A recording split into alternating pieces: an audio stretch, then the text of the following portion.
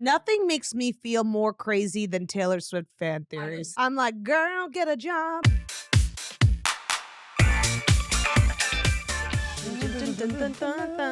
We really have to come up with a theme song. Should we write one? I think we have a theme song. I want to be like a writer. A singing song? A singer. What if we could go viral on TikTok? We'll get royalties. We could have the next song of the summer. So true. All right, we'll work on that. Blabbermouths, the theme song. What have you been up to, Jonathan? Honestly, James? Jonathan, we haven't heard from you in a while. And we've kind of neglected him. Will and I had a mutual friend. We had a bridal shower together. Yep.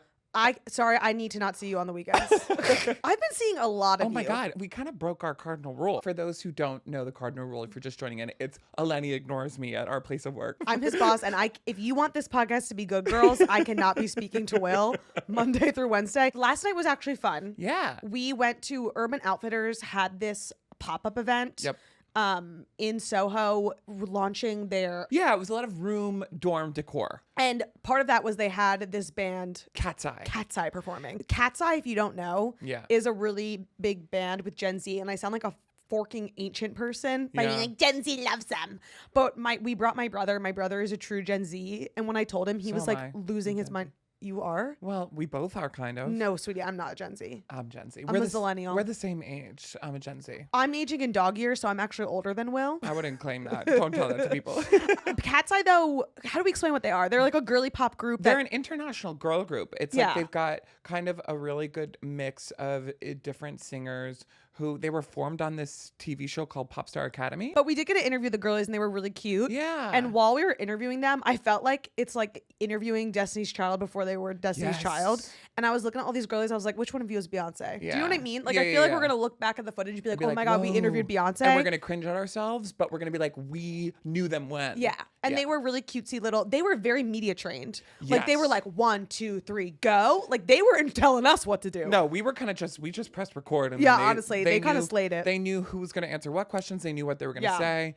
I need to be media trained because I don't know what's coming out of my mouth. Me too. Sometimes I yap and talk way too much that it's like, I hope this sentence finishes itself because I don't know where it's going. Speaking of other things, as you all know, it was my birthday last week. Oh, yes. This episode is Will's birthday episode. Even though I am older than him and aging in dog years, he actually is only 1 week younger than me, which is apparently a lot. We could not be more different. Maybe because we're technically two different horoscopes. Yeah, I'm a Gemini, you're Taurus. Gemini men. Are they crazy? I mean, you are. So I decided to surprise you with a fun thing. Okay. What is this? I got us. What did you get us? A birthday cake? Costume to change into. But after this, guys, we swear no more costumes for a little while. Let's take a short break. We'll be right back in different outfits. Change. And we're back. Your cake is looking a little deflated. It is, but we want to make sure that we can record I chose the sprinkles for you because you're gay. Oh, that is very sweet. So are you doing anything for your birthday? So I think my family would have done something last weekend, but there was so much going on. We went to the bridal shower, which was really fun. And then my brother graduated medical school, actually, Edward. Kudos to you. I couldn't do that ever. Okay. That's why I'm dressed as a cake. This is what I'm the doctor of. This is what I'm doing. When we were at the graduation, mind you, it started at 4 p.m. It was 4 hours long. No shade to you, Edward. We've entered the time where our weekends are being stolen from us in the summer. If you are a social person or you have weddings or other random shit, summer is not yours. No. They think it's summer break. It's not. It's summer obligation. And people think that people are on vacation the whole summer. We're still working. Well, I'm going on vacation. Oh. I agree. It's like 1, you're working during the week, and then 2, your weekends aren't yours because you have baby showers, bridal showers, weddings. And it's like the weather's nice, and I want to be outside. Yep. Hanging out in the park, but instead I gotta hang out with you people. Memorial Day weekend coming up. I know a lot of people have weddings on a holiday weekend. That's kind of criminal. My parents say that's a big no. To who? To life. Society. To society. It's like wearing white pants after Labor Day. I think that's okay now. Frowned upon. Oh. Moral story is stop inviting us to stuff. Unless there's free things or an Uber code, I'm not going. I'm not going unless there's hot men too. Sure. Hot men, Uber codes. Food and free drinks. A bridal shower, a wedding, a bachelorette. But if there's any kind of event like that where it's not an open bar, Do not invite me. If I'm paying for something on the way there, no. If I'm buying you a gift, you can buy me a drink. It needs to be 5 minutes away. Well, okay, that's funny because we literally went to a bridal shower that was like hours away. No shade to our girl. I was able to do that because that was the first one I've ever been to. Oh yeah, Will had never been to a bridal shower and he was like, how do these work? And I was like, first you sit the bride in a chair and you give her a lap dance. You have to instigate it. And she's going to act surprised, but she wants it. Eleni had texted me earlier in the week. She's like, oh, this is my idea for the gift for the bridal shower. And I'm like, gift? Yeah, it's a shower because you're showering her with gifts. I thought it was April showers bring May flowers. Nope, notoriously, you just bring gifts. I was under false pretenses, unfortunately. So I had to send Will the Pottery Barn link. Our Why Is This Trending today involves alcohol and I want to start drinking. Me too. The first thing that's trending, I don't know if you've seen this. Tell me. People are putting jalapeños in their Sauvignon Blanc. That's giving the whole Diet Coke, Diet Pepsi with Dua Lipa jalapeno. Oh, yeah. This is a trend right now on TikTok. So I got us some Sauvignon Blanc and jalapenos to try. So a bit of a birthday drink. Oh my God. Bring in the drinks. Ta-da! Eleni, oh my God. How did you get these drinks in our hands so magically? Magic. Wait. What are you doing? I'm too... Hold on. You're just guzzling it down. I have no First manners. of all, let's cheers. My God. Oh, okay. No decorum in this office. Oh my God. Hold it by the stem. Why are you holding it like that? Okay, you obviously don't know anything about wine. This is cute. That's still kind of heating it up. If you can't tell by my decorum, I took a wine class at Cornell. Oh. I know a thing or two about wine. Okay, ready? Cheers. All right, now we're going to taste. Okay, sip it, not guzzle it. I hate wine. I just drink vodka. My eyes are watering right now because I'm crying that you gave me this. You hate wine, you love alcohol. Hold on. Yeah, but not wine. It tastes like a spicy Sauvignon Blanc. It kind of tastes like a spicy margarita. My throat is burning from this. Oh my God. I don't really see what the girls are doing with this. I think that they're just bored. Why ruin a good thing? Sauvignon Blanc is good. I went to a wine store and the liquor store man could not wrap his head around the fact that I wanted Sauvignon Blanc. He was like, Pinot Grigio? I'm like, no, Sauvignon Blanc. And I was like, do you have the organic Sauvignon Blanc? He goes, yes. Goes to the fridge, pulls out a Pinot Grigio and puts it on the counter. And I said 4 times, Sauvignon Blanc. Well, maybe if you're watching this, sir, if a woman tells you she wants Sauvignon Blanc, she does not want Pinot Grigio. Well, what's the difference? Am I the only one here who went to school? Pretend I'm ignorant. It's a completely different grape, a completely different wine. It's like, what's the difference between Sauvignon Blanc and Rioja? I literally have no idea. Yeah, Megan, please. Educate this man. So Pinot Grigio is generally lighter and has more delicate citrus and pear notes, while Sauvignon Blanc is bolder, brighter, and known for a high acidity and flavors like lime green apple and tropical fruit. Yeah, it's a different kind of wine. Ooh, it's bolder. It's like me. I hate this. White women, I hate this. The jalapenos have me kind of thinking about our next trending topic. It's Sister Unpickled. What? Sister Unpickled. Huh? You haven't heard this yet? No. Getting into what Sister Unpickled means. It's trending all over gay Twitter. I'm on straight woman TikTok, which is Jalapeño Savy B. So on your feed, it's Savy B with jalapenos. Mine is just the phrase Sister Unpickled. Yeah, that's the kind of internets we're on. And I think it has origins to do with 2 different drag queens talking about it on a podcast. Sister Unpickled. It has a few meanings. It means like it can be botched work, but sometimes it can mean like you've just got a lot of fresh surgery done on your face, so it's just like like right you just got fresh Botox. Yes, like it's kind of right before it's settled. Oh, sister, I'm pickled. When someone's gagged, basically, it's just a new phrase that you're going to be seeing all over your feed. Well, sister, I'm pickled. Sister, I'm pickled. I'm getting pickled off this jalapeno wine. I'm feeling a little buzz. Use it as like I'm drunk. Sister, we're pickled. Sister, we're so pickled at work. We're pickled. If you see tweets on the main Instagram that are like me when I'm pickled, and you're like, what the are they talking about? You better watch this episode and figure that out. Gay Twitter's kind of up in arms about the AMAs. That's so true, Eleni. There's a lot of conversation about Taylor Swift and the AMAs.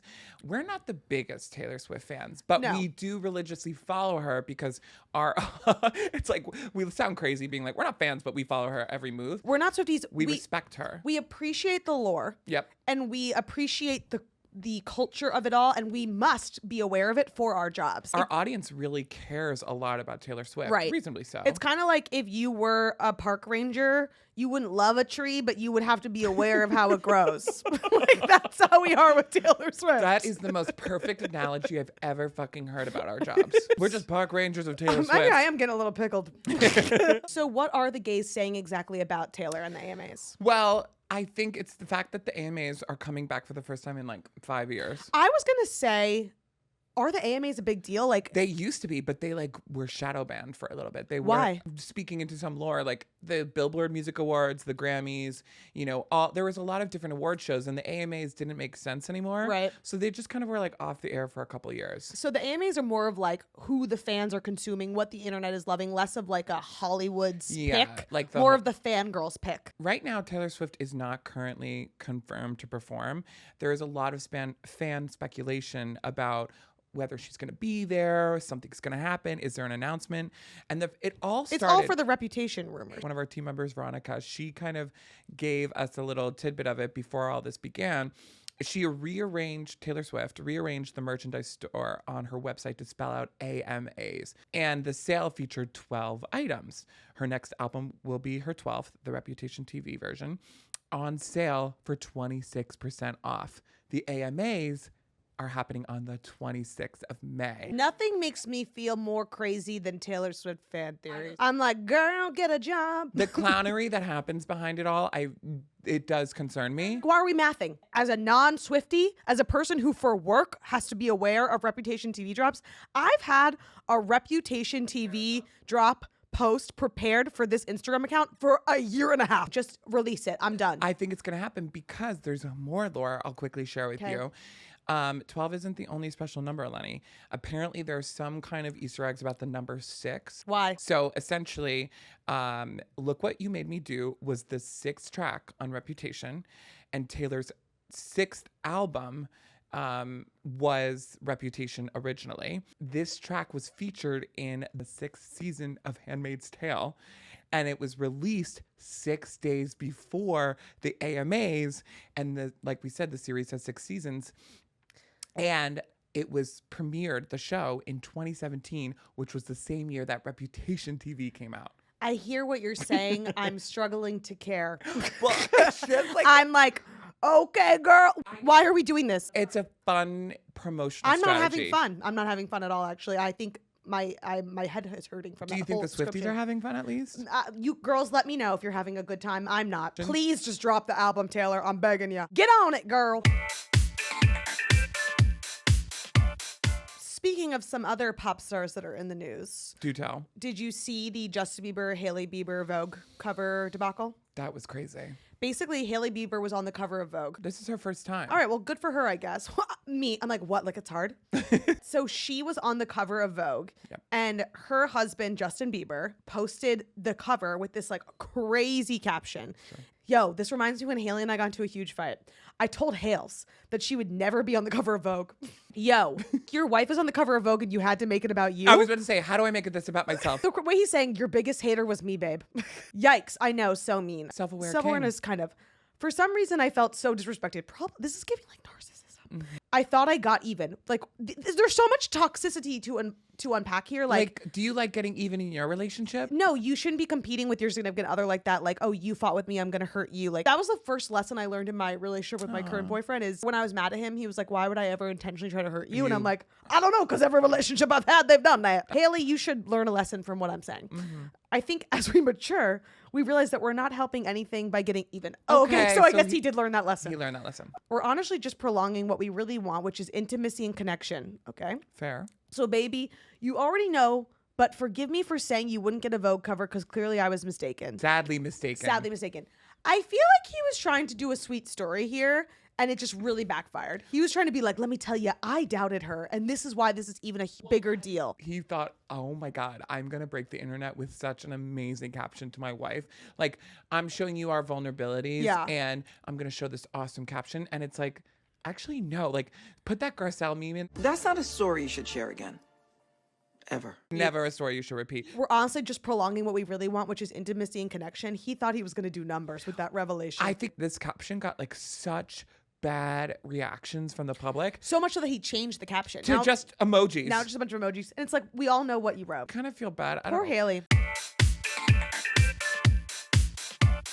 Before we get into Secret Lives of Mormon Wives, I want to preface by saying, as you know, I have some trauma with Utah. It's almost like it's in like this like utopia. I used to work on the Real Housewives of Salt Lake City, and it was just Utah is a really interesting place. And this was during the COVID pandemic. This is during the pandemic. For context. I remember I hadn't been out to a bar. I hadn't been to a party in like a year and a half. Yeah. And the club was open there. Yeah. And someone was like, "Do you want to go to the club?" And I'm like, "What?" Like, and I remember looking at the people in the club and being like, "Hey, guys."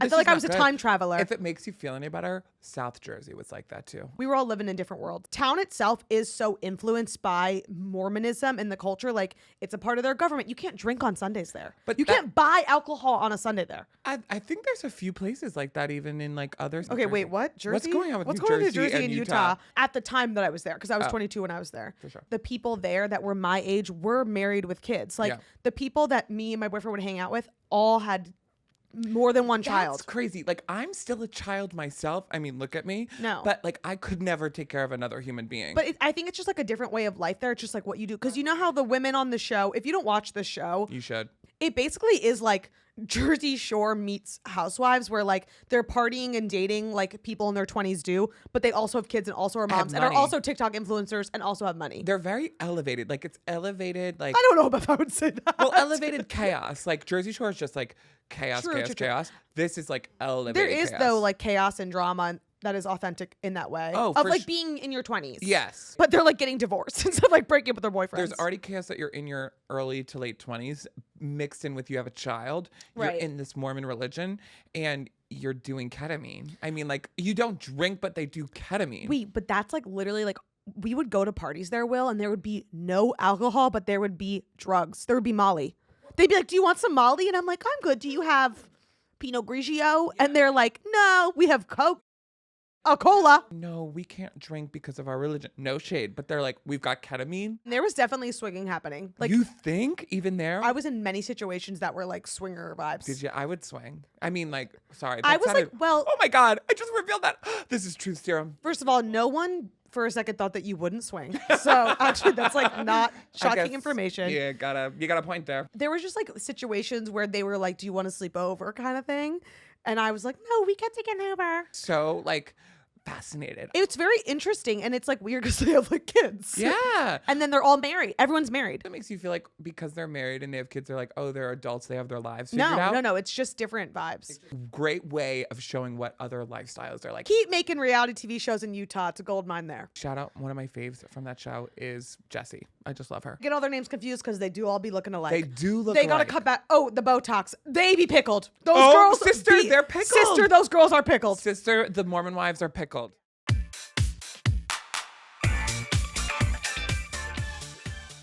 So now we're going to jump into a segment called Shut Up and Listen, sponsored by our friends at First Response, the pregnancy test brand that is there for you no matter where you are in your journey. We're opening the floor for you to spill your most chaotic, frustrating, or just straight up disastrous life moments.